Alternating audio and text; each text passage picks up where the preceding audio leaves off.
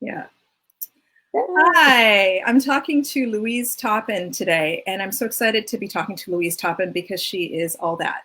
Louise, not only is she a coloratura soprano who has sung all over the world, she's a record executive who started Videmus, which champions, sorry, did I say something wrong?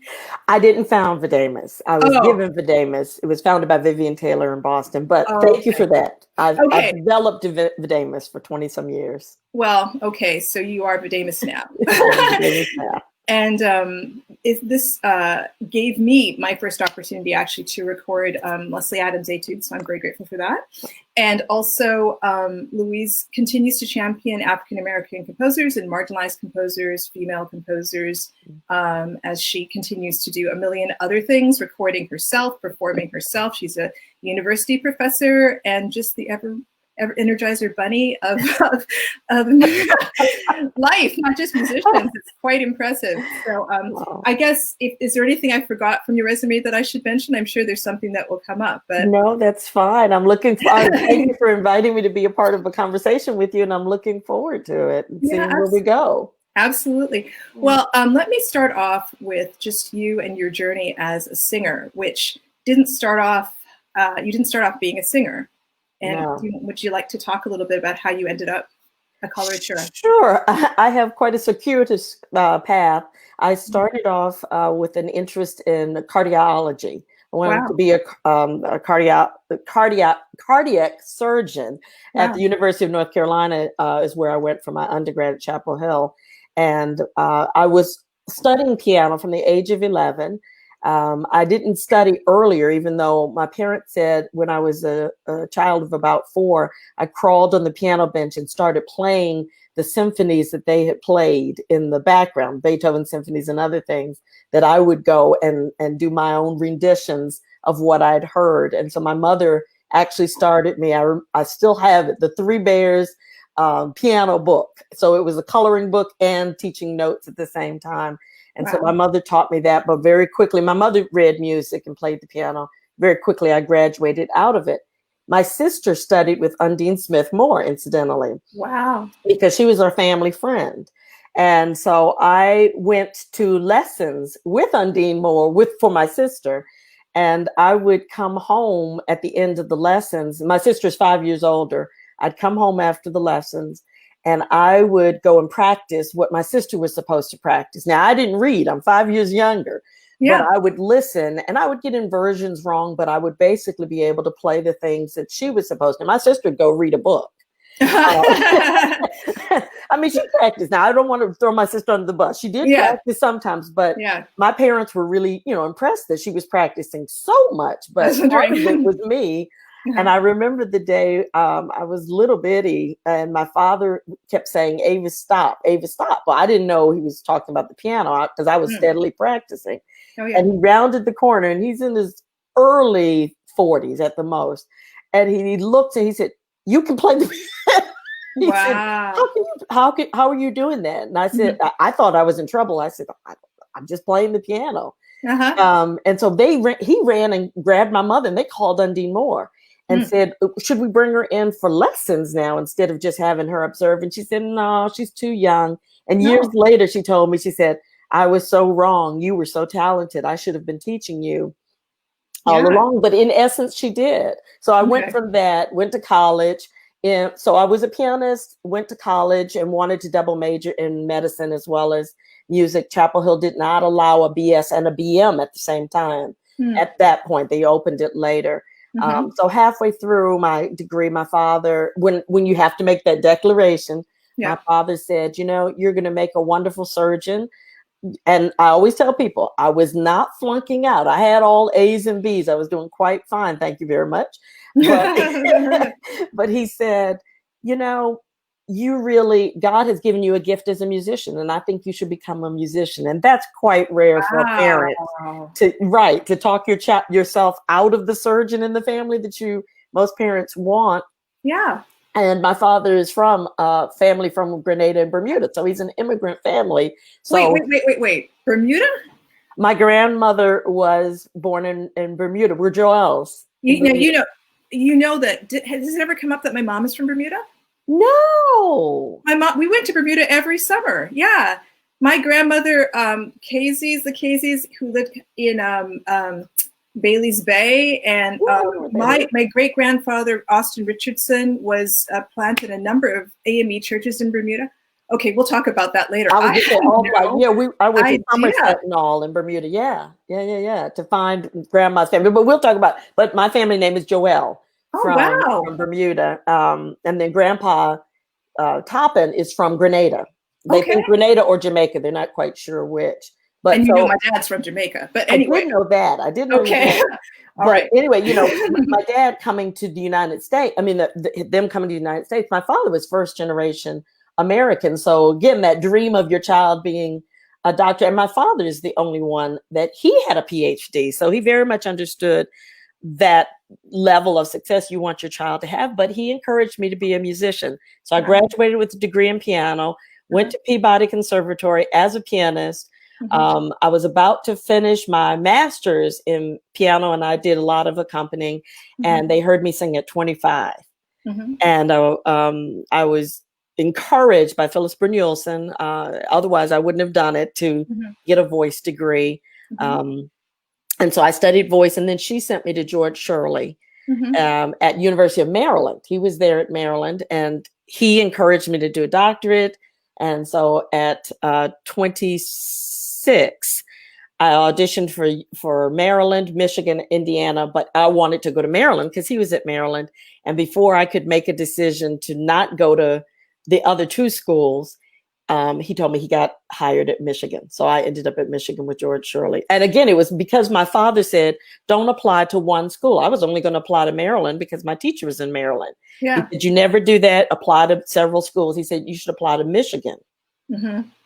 Okay. And the rest is history. So then I started singing. So very circuitous, strange story. Not a life of thinking I want to be a singer like a lot of my colleagues. Yeah. And so that makes you one of the rare voice teachers who can play the piano. So that's awesome.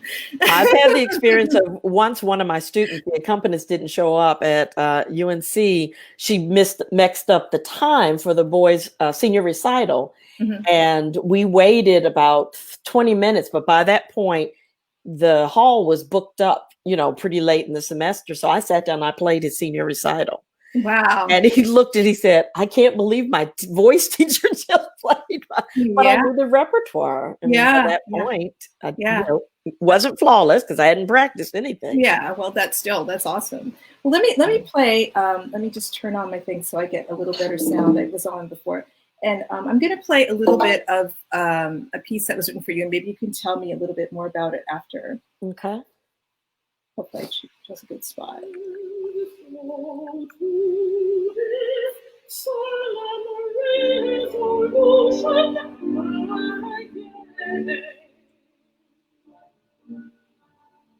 If I was free to find, then he should be free too.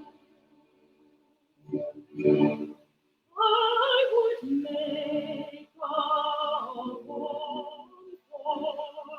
him.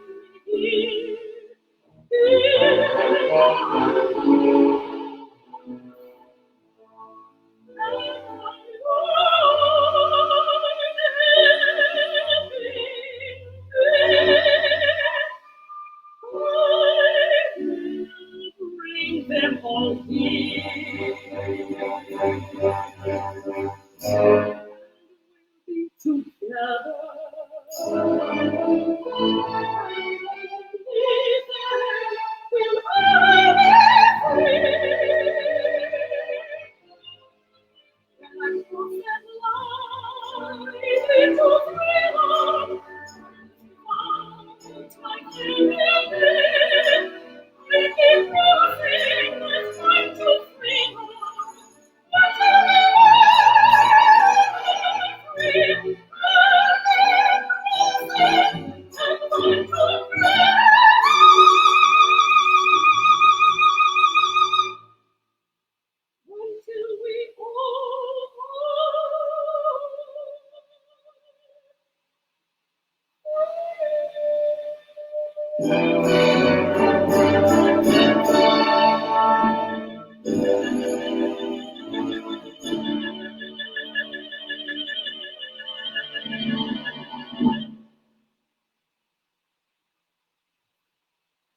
So, can you tell me a little bit about that piece? Sure. That's I am Moses Liberator from um, Four Songs of Harriet Tubman by Nkiru Okoye. And it is a piece that she wrote a suite on a commission for me. And the idea, she was living in Baltimore, as she tells me, and she was trying to decide what theme. And then she thought about the fact that Harriet Tubman was there and a strong woman. So she took the actual words of Harriet Tubman and wrote that aria. And wrote those four arias. The first one starts with her as a slave child, Araminta, and so you hear more of limited pentatonic melody, African sound to the first aria. Then the second one, as Araminta grows up, you hear a different sound. And then this one is the third one of the arias, and it's more of a gospel style. Mm-hmm. And it has a little bit of a musical theater flair at the end. And then she has the fourth one, which is even more so. So Nkiru Okoye likes to mix all of the styles together. Mm-hmm. I'm trying to remember. I think it was written in about 2005, 2006. Mm-hmm. And then from there, she actually wrote an entire opera called Harriet Tubman, which is now getting a lot of play. Mm-hmm. And she embedded those four arias are in the piece, and she built the rest of the opera around those pieces. Mm-hmm. That is a recording from 2006, I think, as well, with Julius Williams. I'm sorry, 2011. Julius Williams, conductor, and the Dvorak Symphony in Prague. Okay, wonderful. Yeah. And you have a couple of projects also that you're working on still. Like, would you like to talk about those as well? Sure. Recording projects or just all of them? Well, okay. I know you have a million projects. Okay, let's go with the recordings and then we'll go with the other projects. She knows I love to work on projects, and because I've spent my life trying to make sure that all of us have access to African-American composers, and that we hear these stories, that we tell African-American composers, not we, because I'm not a composer, but African-American composers tell a unique story, a unique part of the American story. And that's why I think they need to be heard. And I include the African diaspora. As I'm saying African-American, I do mean the full diaspora. Mm-hmm. So I'm working on currently a recording of all of the songs for soprano by Adolphus Hailstork. Mm-hmm. There are 59 of them, and we started with his earliest songs in 1959, and his latest songs were written in March of 2020, as I was in the middle of this. Well, we were recording in March of 2020, and he came up with 2 more songs, which we're thrilled to include. And the reason I started this project is I had premiered several of Adolphus Hailstork's songs along the way. His piece, Who is Sylvia, was written in honor of Sylvia Olden Lee and for me.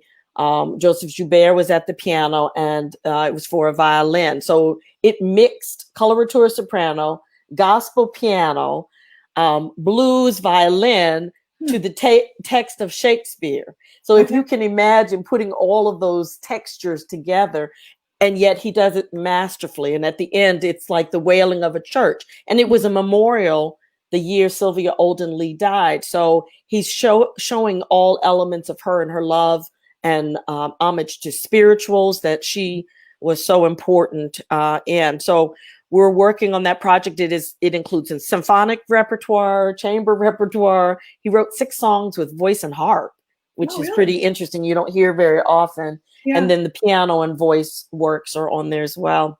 Wow. How long has it taken you to do that? That sounds like a very intensive, extensive process. Well, it actually is not as bad. I had a wonderful grant from the University of Michigan. Mm-hmm. The orchestral songs were recorded a couple of years ago. Actually, at the time that I was recording the Harriet Tubman songs, we also recorded the Adolphus Hailstork songs of Love and Justice. Mm-hmm. The rest of these songs we've recorded starting last August. So we've been working diligently throughout the year, getting the string quartet together, the harpist and the pianist. We have 9 songs to go. We were supposed to do it in May. So as as everybody else with COVID, we can't get together because the pianist is in North Carolina. So we're stuck at this moment, but we've edited 50 out of the 59 songs. And we'll have to decide how that moves next. I also did a project recently that's going to be released of all the songs for soprano by T.J. Anderson. And it's another one of those composers, the elder statesman, I call him, of the Black arts movement. He and Ollie Wilson were so important at that time. And I've done a lot of premieres of his works over time. I think he wrote about 6 or 7 pieces for me. And so I was a good person to do that. And I was honored by Boston, Tufts University asked me to do that project. So that is already recorded. And then the last one is a wonderful project with my friend and collaborator, Daryl Taylor, that is duets, chamber music of African-American composers. So we're singing some duets, some spirituals in there, and then some other favorite works of ours for chamber ensemble by African-American composers. That's all the recordings, I promise. So, but I mean, how did you, were you in school when you started becoming a favorite of African-American composers? I mean, like, were you contacting these people, or, I mean, how did they know that you were the go-to person for this sort of thing? So it's interesting. That's been an interesting journey too. When I should back up. My father's area is Civil War and Reconstruction. So I grew up hearing a historian talk at the dinner table and lunch and everything about the importance of African-American history. And so I learned so much about it, including that there was music by African-Americans. Even though I never experienced it in my formal education, I also studied piano with a piano teacher at Virginia State. So I had played Margaret Bond's Troubled Water as a child. And so I knew a little bit about this repertoire. Fast forward to Michigan. And when I get there, of course, there's Willis Patterson and George Shirley are both there. And Patterson, one of the first things I was a part of, I think my first semester, was a concert to Hale Smith. There was another one to Adolphus Hailstork. So I met them, actually, some of the composers that early. I was taken to conferences during my time at Michigan. Raylinda Brown was the one musicologist teaching there, and she's the Florence Price Scholar. And so through those people, I was introduced, because I was a pianist and singer as well. A lot of the student composers would ask me to sing their works. And one of the student composers was Bill Banfield, who's a good friend today. So Bill Banfield and Stephen Newby actually were the 2 African-American composers at Michigan at that time. But there was also P.Q. Fawn, who I think is a professor at Indiana. I sang all their works. I went to Aspen in vocal chamber music. I sang and learned more of contemporary works. And I worked with Jan DeGaetani and Paul Sperry, people like that, who were the big contemporary music people. My teacher had been Phyllis Brynjolfsson at Peabody, who was also one of the big. Griffiths wrote a lot of his songs for her. Oh, wow. And George Walker. She premiered a lot of George Walker. So I was, even young though I was getting a reputation. And then when I took the job at East Carolina University, Bill Brown was invited to come do a master class. And it so happened that I was giving a world premiere the night that I was his host. So I'm running around with him all day. Yeah. And then he heard me sing a world premiere of these really hard songs. And I'm sorry, I cannot remember the composers. Bill Weidrich was his name. I sang his songs. And Bill just went over the moon and said, I can't believe you can sight read all this stuff. And you had to be tired. You're running around with me. Mm-hmm. You're incredible. I'm going to tell everybody I know about you. Okay. And so that, having a person like that, he told Joanne Ryle, who became my manager and still is, mm-hmm. but also he started spreading the word to all the African-American composers. So next thing I knew, they were calling me mm-hmm. With, wonderful opportunities and premieres. And once they heard me singing, some of them were saying, can you do this premiere? Can I write for you? Yeah. So I've been very fortunate. TJ Anderson just out of the blue one day handed me a set of songs and said, "Here, I wrote these for you." Wow. Before So, do you have perfect pitch then? I do. You must have. Yeah. Yep. So I was thinking I could have written harder things for you. No, because I mean, I get myself in trouble because I also was born with perfect pitch. And so, try to make sure that, and every once in a while it's like, whoa, where's that note coming from? Like, okay, yeah, I need to change the accompaniment a little bit, but I could have just done anything to you. you really can. Well, that's okay. I've had 30 years of people doing just anything to me, and it's been a joy. But some of them, TJ Anderson particularly, loved to have me sing, semitones, quarter tones, things like that. And I thought, semitones are hard though. They're hard. Yeah. I know, but I had to learn how to do this because that's what he wrote. And he loved writing for me because I was able to do that. And because I could, as a pianist, rhythms were no issue. I can read. Yeah. I read really well. Yeah. That's awesome.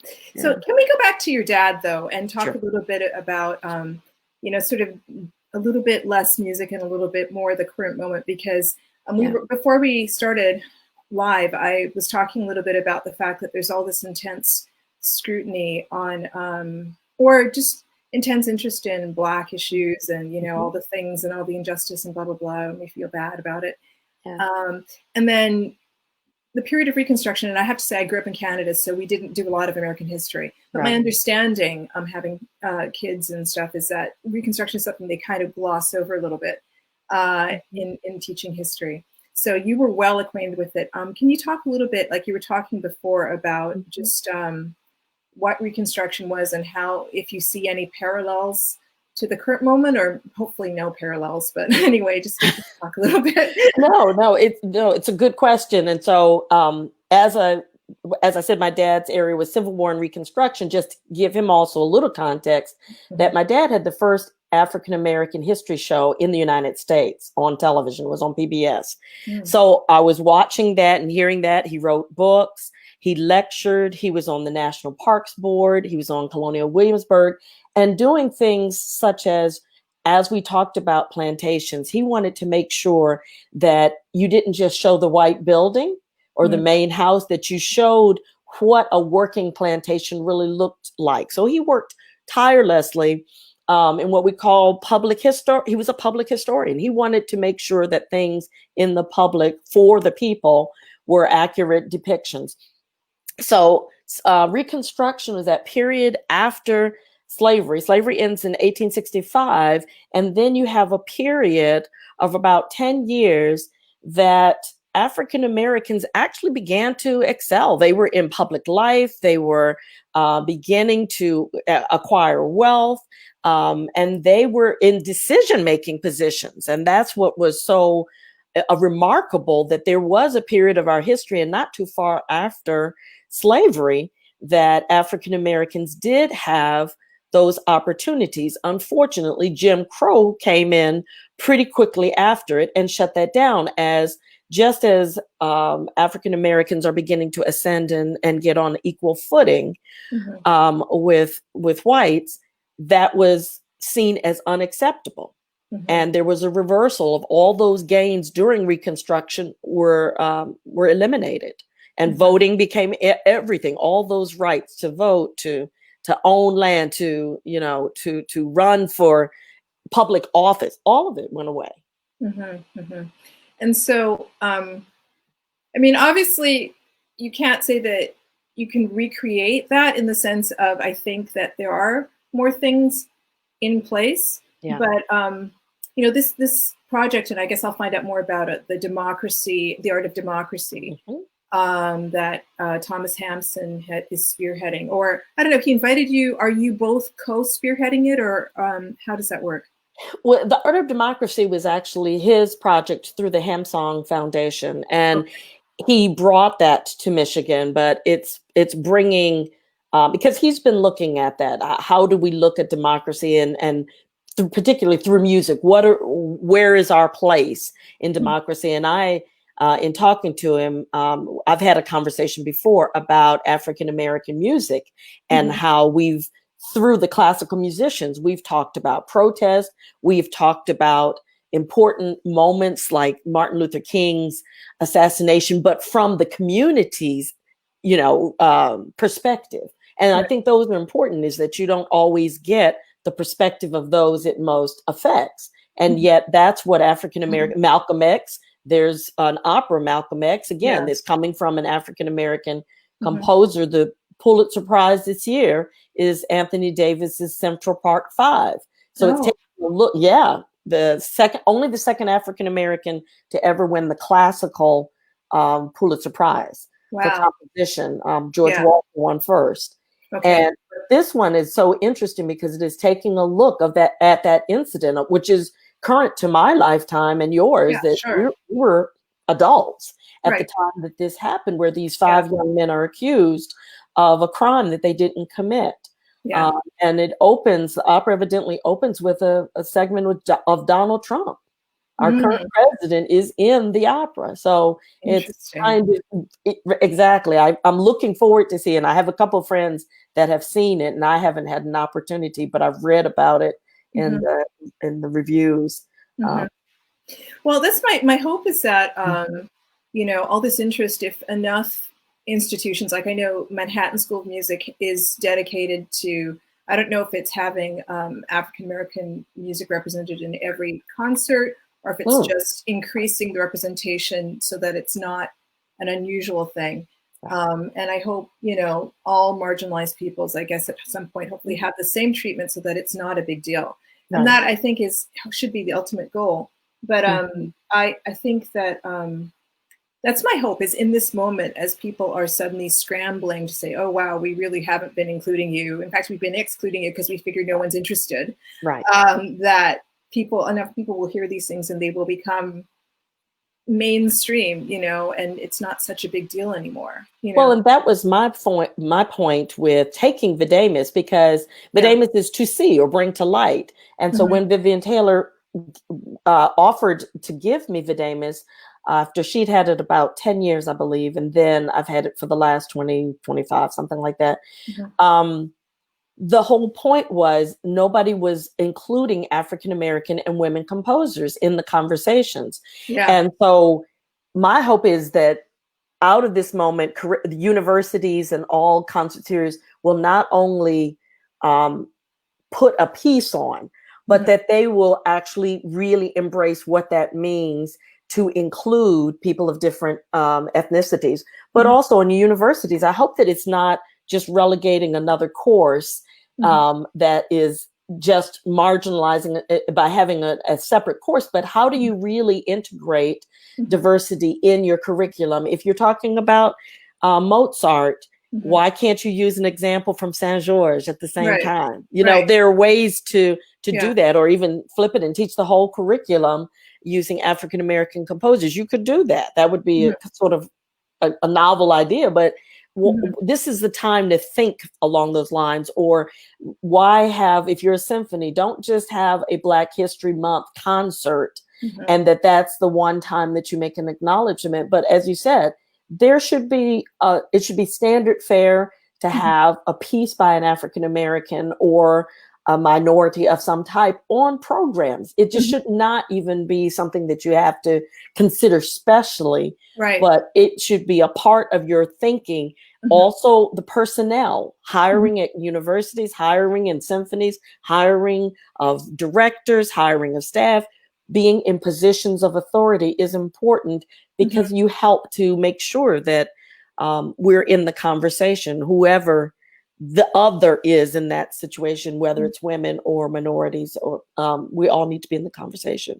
So it'll be interesting for me to see. I mean, I've been, as I post on Facebook, the idea that for every action, there's an equal and opposite reaction.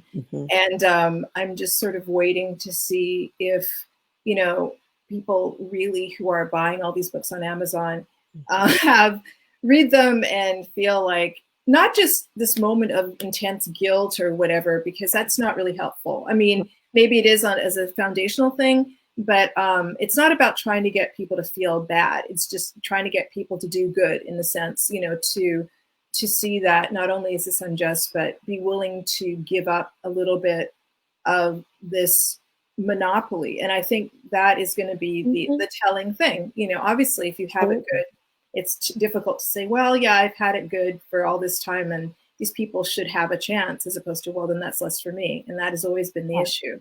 Well, it is. It's the Yeah. sustaining for the long haul, because people have always been willing to, you know, give up one concert and say, this is the concert for this. That's not truly making sure that we are a part of the picture, or that all Americans are included in this picture. If you're relegating, again, if you relegate to a specific concert, it's okay to have a Black History Month concert. My father was a part of the founding of Black History Month, so I actually do value what that he led the legislation as the president of the Association for the Study of African American Life and History, and they were the ones, the Carter G. Woodson Society, that changed it from a week to a month. And so I've seen the paperwork in our house for that.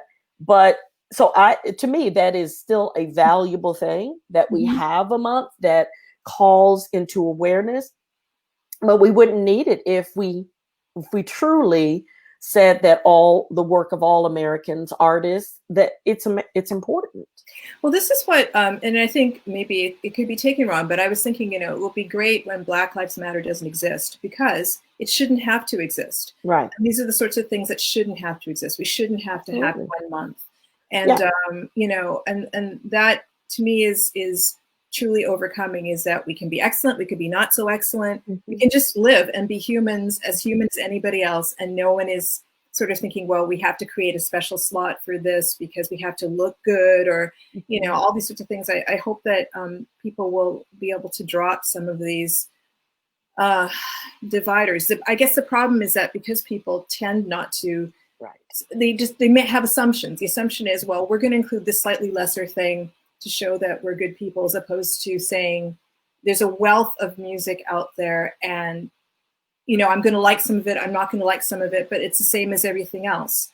And, and that will be the goal. It's the same as everything else. And in the sense of, you know, obviously a French composer sounds different than a German composer, or 20th century sounds different than 16th century or whatever. But, you know, it's all worthy of consideration and inclusion. And then you pick and choose based on what you enjoy the most, but it's not this sort of like unknown quantity that, you know, you really have to dig and dig and dig to find.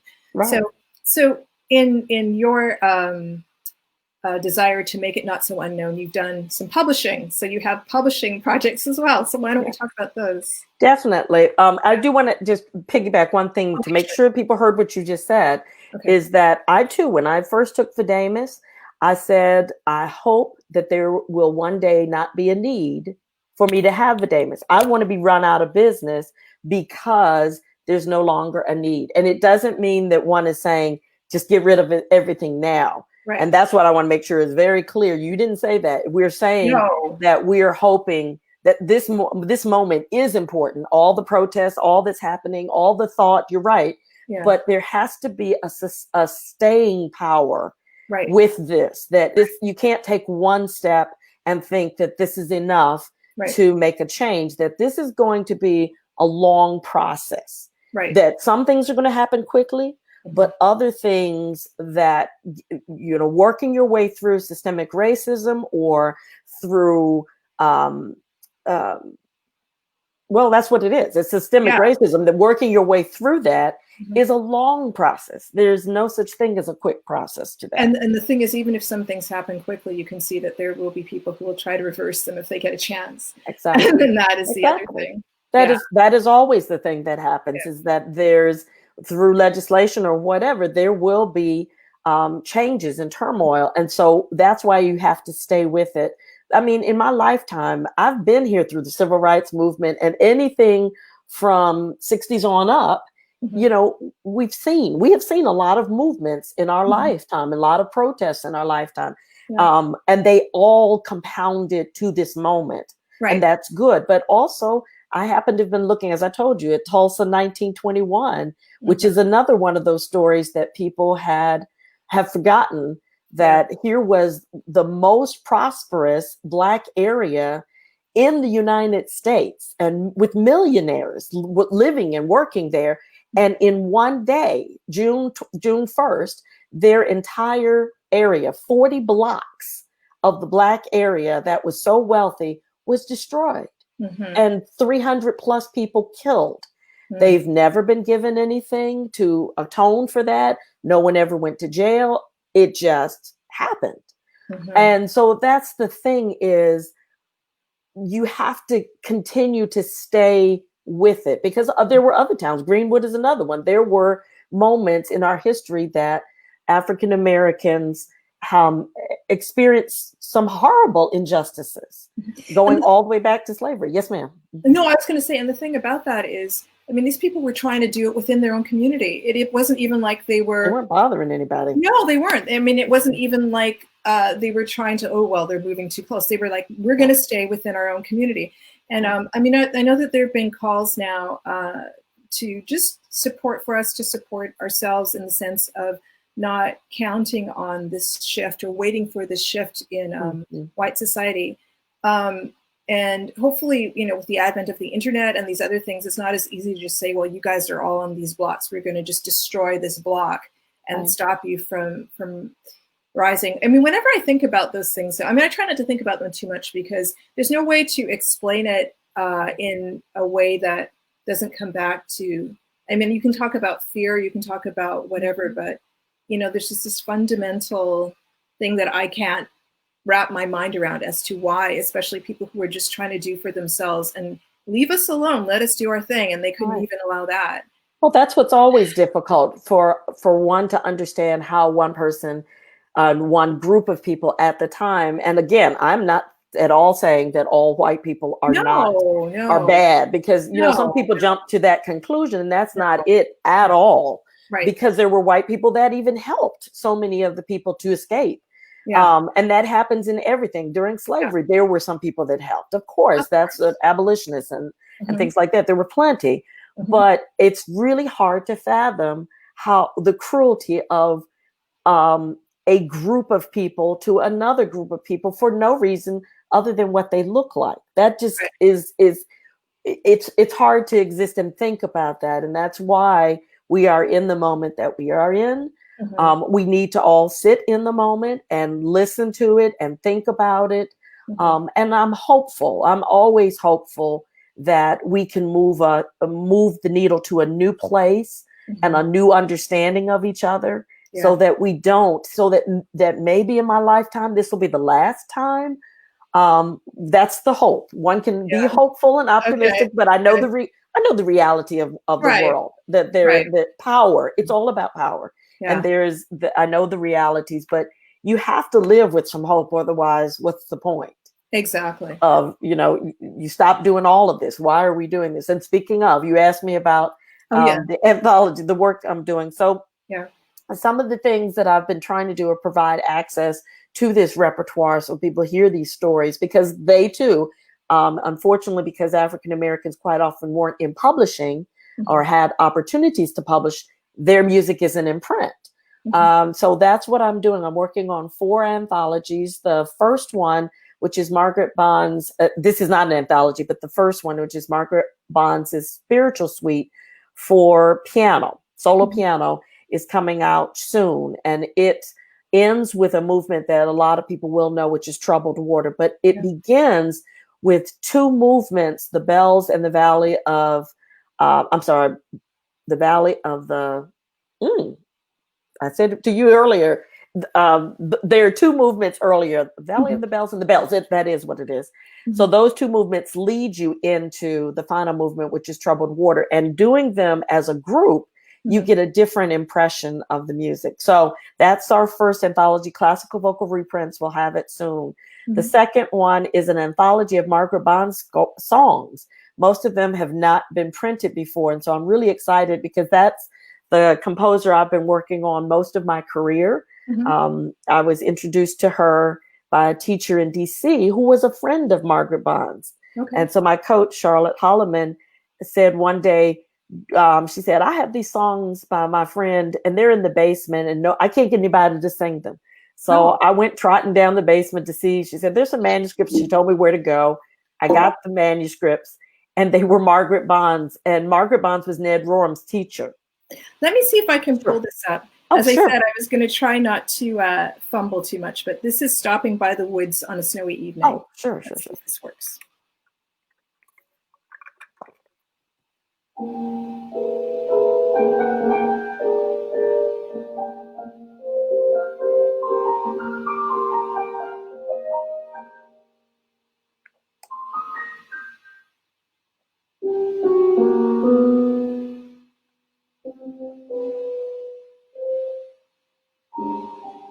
footsteps are I think I know.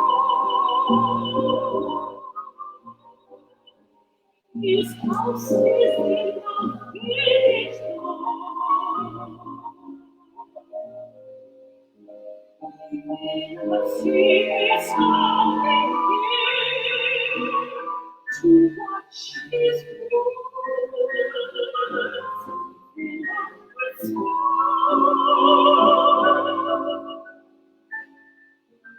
I hear the horses straining free to stop without a farmer's grave. Between the woods and frozen fields, the track is taking all I need. He gives his heart and his girls a shame to us if there is all mistake. The only one the sun will sweep up with a rain.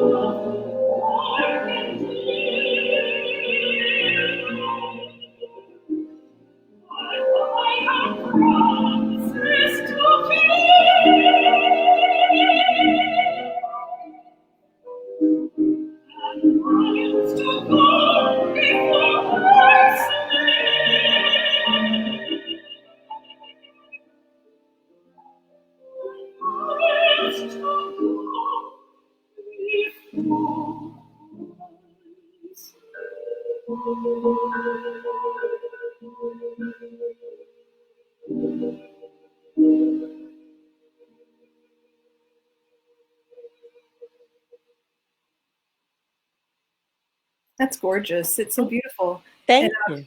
yeah, yeah, and what a great song too. And you know what occurred to me as I was listening to that is that I think sometimes as composers or Black composers, there's sort of a expectation, pressure, whatever, to do something Black. Like it has to be rooted in it has to sound like a spiritual or be rooted in the blues or something like that. And you know, I mean, I don't know. I think that's sort of limiting. And that's a song that, you know, it's the poetry is Robert Frost, and it sounds sort of French in a way. There's just this, you know, but to her that was the best way to portray those words, and it's a gorgeous song. And Absolutely. yeah. And she's one of those, it's interesting you say it sounds French, because she was that one composer who went to France to study with Nadia Boulanger, as all the other composers did. Yeah. And she's the only one I've ever read about that Boulanger told her she didn't need to study with her because she already knew her craft. She already had a very distinct sound. Yeah. And that's pretty amazing. But yeah. One of the reasons I love that piece and use it as a demonstration of Margaret Bond's style is because of the piano. Yeah. And her exploration of the colors and the sounds. And you could hear her bringing that she really was a pianist. Sure. And because it fits well in the hands, because, you know, I've played it as well as sung it. Yeah. And it fits so well, but also it shows her jazz sensibilities, that there's just a little bit of that, the extended harmonies that go along with her song. So that's one of the pieces I'm excited to bring. It was in manuscript. And has only been in manuscript. I recorded a CD 20 years ago in 2000 of the songs, the 10 songs that I'd found in Charlotte Holloman's basement. And then the journey that I've had in these last 20 years is finding even more, as Bonds tended to give the person that she wanted to sing it, the actual song. So she didn't keep the song in one place. They're scattered all over the country. Oh, wow. So And how many have you found? There are 35. 35. Okay. 35. And there are some more fragments that I found. Yale's library, Beinecke, has some wonderful fragments of other songs that I looked at and considered, but I couldn't find complete pieces. But mostly I was getting them from individuals. I mean, This Little Light of Mine was written for Leontine Price. That's going to be included. All 5 of the Creek Friedman spirituals, which are an interesting group, they're going to be included. But I also wanted to tell about the other 2 anthologies, because you're a part of one of them. Yes. So the 3rd anthology is, of course, going along with the Dolphus Hailstork. So it's going to be the songs that we're recording. So all 59 of them will be included in that anthology. And all of these are coming out of classical vocal reprints. And the 4th anthology, which has Maria, is New Generation Project, which I've been doing with Marquita Lister, and that is responses to African American composer by multicultural composers. So it is not all African American composers in the anthology, and in the project that we're doing, we're singing it, we're touring singing it, and we're also creating a songbook so that we can share these wonderful gems that have already been written for us. And you wrote a wonderful set that I'm excited we're going to premiere. Yeah. As soon as we can premiere. As soon as we figure it out. Yeah. As things open up. Yeah. So yeah, I was really grateful that you asked me to do that. And I found out some common threads as far as, the poems, 2 poems by my brother who died young, and 2 poems I wrote about him. And then I found out that you had a brother who also died young. Yes. And so, yeah, I'm hoping that it's, and I know that in writing them, it was kind of cathartic and kind of moving for me to address some of those memories and, the complex memories, complex feelings. So I was really honored that you wanted to do that. And so I'm really, really excited to hear what it sounds like other than on my little digital recording. Absolutely. It's quite the same. Well, anyway, and I will say the same for me, because my brother's death is not something that I talk about often, or that I was 11 at the time that he passed. And so it's not something that I've actually, as an artist, I've done many memorials, as I said, Who is Sylvia? And I had a piece, I commissioned a piece when my singing partner, Bill Brown, unfortunately died suddenly. And so I had it wasn't supposed to be a 40-minute piece, but Aspects of Bill is a piece written by 11 different composers. They each wrote a song, and then I put them together as a song cycle and premiered it in Wild Hall of Carnegie Hall. And it was a beautiful expression as these people used his words or something they remembered. And so for all of us, it was a cathartic way of memorializing who Bill was and his personality. And in the case of my brother, because he passed so long ago, he's still with me, but I've never had someone actually create something that I also responded to. As soon as I read your poetry, I said, oh, this is my brother as well. This is, so I'm honored to do this, and I'm looking forward. Yeah, well, as soon as it is able to happen, then of course we'll let people know. But yeah, I'm appreciative of that. So, well, I mean, is there, I often wonder, like, do you sleep? A lot of people ask that same question.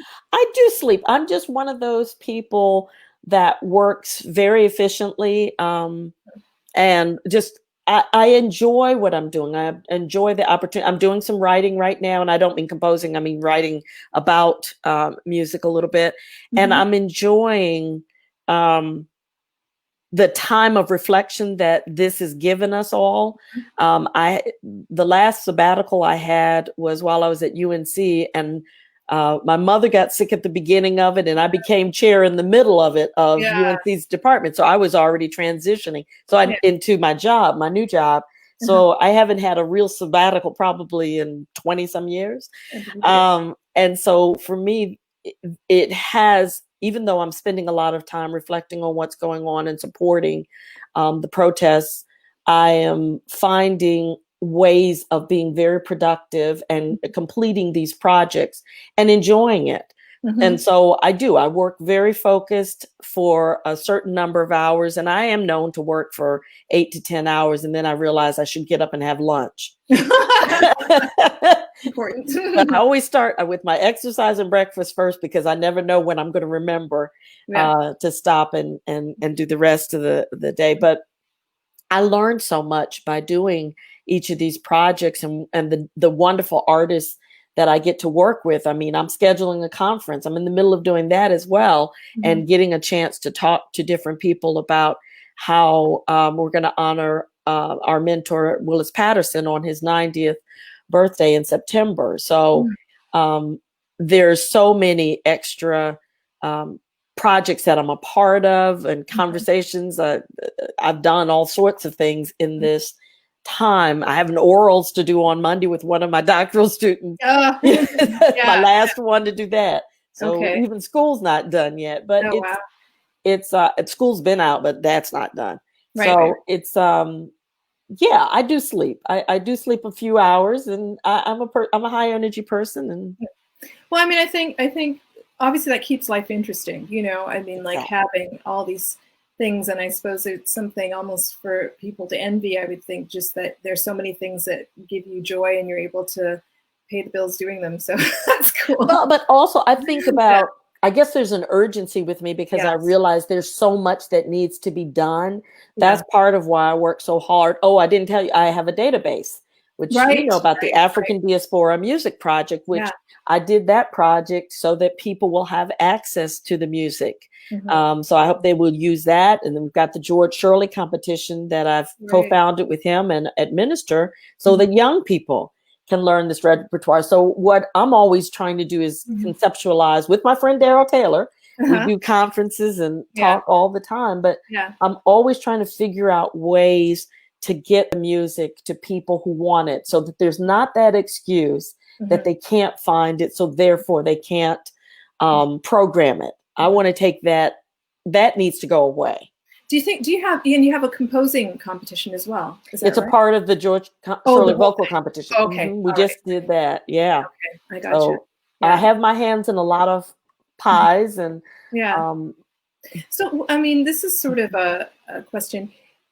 I mean, what do you think about the idea of like classical music as something that the African American community, we're such a niche of Black classical performers, and increasing the audience among African Americans. And this sort of occurred to me as we were talking about, like, I mean, obviously this isn't like Rosewood or anything like that, but these groups of people who all supported these things, and getting more Black audience for this. Do you have any ideas about that?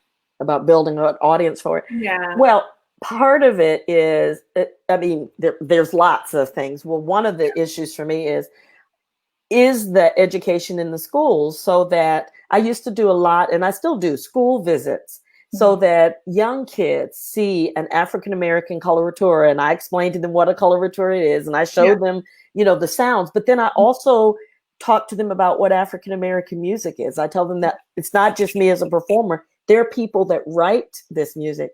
And if you can open a child's eyes to it, you have a better chance of at least, and that's all music education, that you start with the kids, and then finding ways of introducing it on up the ladder.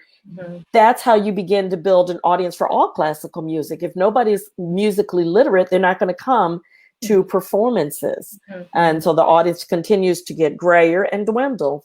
Yeah. But for us also, I'm sorry, I was going to say, going into our communities, not always saying, come to where we are, and we're the symphony, you come here, or we're the opera, you come here. But what are you doing to actually go to the community and involve the community in the decision making, so that there is interest? If you told a community that you had an opera that might be a story that was impactful, and there are a lot of operas, even taking the one I just said, Central Park 5, if you wanted to say that, which is a current event, and then you work with schools on a curriculum to do it, you might increase the capacity at least for one type of piece or one performance. But that's a strategy they use for all works. Yeah, absolutely.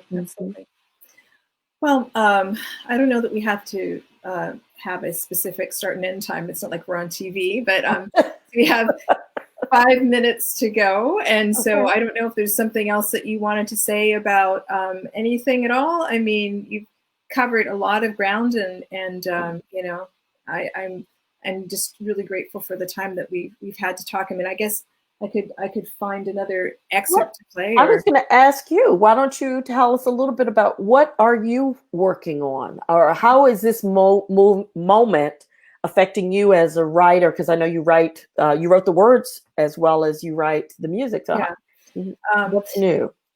okay. Well, I mean, I found that I mean, I've done more composing than I expected, in the sense of, you know, I don't have a specific agenda of, okay, well, I'm going to write X or Y, you know. Yeah. And because my son is, you know, he had some schoolwork to do when this first started. And so I had to make sure he did his online schoolwork, and there's a lot of stuff going on. The last thing that I finished was an arrangement of Hold On for cello and piano, Mm. which to me felt like, it was, someone had sent me a choral recording, and I thought, you know, this is really appropriate to this moment.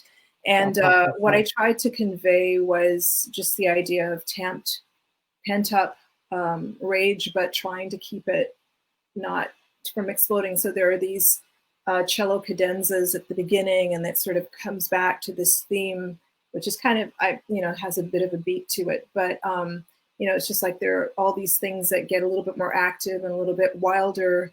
And there's a part towards the end where it just kind of breaks down into things that should sound like clusters. And there's a lot of rhythm and accents, because it's like, you know, the heartbeat and this explosion of dissonance, and just trying to come back, and then it sort of pulls itself back together. But that to me was, you know, and I hope that that came across that way. So I'm hoping, I sent it to Timothy Hawley. Oh, Tim, yeah. Yeah. And so we'll see if he does anything with it or not. But anyway, yeah. That's a good one, because spirituals were that foundation for us, and Yeah. there are so many pieces. And Hold On is that one. Keep your hand on the plow and hold on. It's very apropos to this moment of saying, stay the course with Right. what's going on, and let's get to the other. Let's get to the other side of it. Another Right. piece for me is my friend Daryl sang it on another broadcast. It's a piece I sing all for every concert. Guide my feet, Lord, while I run this race. Yes. Is so important to stay your course. Yes. So for me, you know, listening to spirituals and encouraging people to listen to some of these uplifting messages, as well as from popular culture, there's been music that speaks to where we are now throughout history. And I would hope that we all find it. Yeah, exactly. And find solace in what we need, but find motivation from other pieces. And empathy. I mean, just the And sense empathy. of that it's been there, done that, and there are people who understood it and understand it. And you know, that helps. But Yeah, you're well, anyway, building a foundation. exactly. Well, thank you for taking some time from your very, very busy schedule. And It's Sunday. I'm busy. yeah. I do take Sunday. Oh, good. Yeah. Wow, that's amazing, because I have to say I haven't found that Sabbath thing yet. Oh well, someday. Anyway, well, good. So I guess I'll talk to you soon, because Okay. the HAP song thing on Thursday. Thursday, yeah.